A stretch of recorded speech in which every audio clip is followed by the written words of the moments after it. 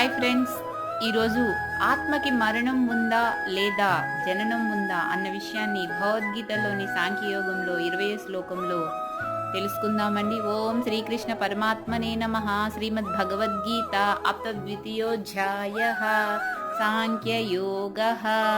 Welcome to my channel Sunitha Garapati. Spiritual day at the rate of 1051.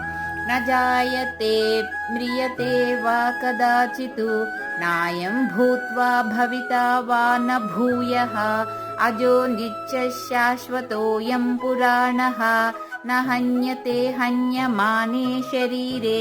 అర్థం: ఈ ఆత్మ పుట్టుట లేదు, మరణించుట లేదు. పూర్వకాలంలో ఉండకుండగా తరువాతి కాలంలో ఉండుటయే జన్మ అని పేరు. పూర్వకాలంలో ఉండి తరువాత కాలంలో లేకపోవటకు మరణం అని పేరు. ఆత్మకి ఈ రెండింటికి ఏ ఒక్కటి లేదు. అనగా ఆత్మకు జనం లేదు, మరణం లేదు, వృద్ధి లేదు, క్షయం లేదు. శరీరం నశించినా ఆత్మ నశించదు. జై గురుదత్త. సబ్స్క్రైబ్ చేయండి.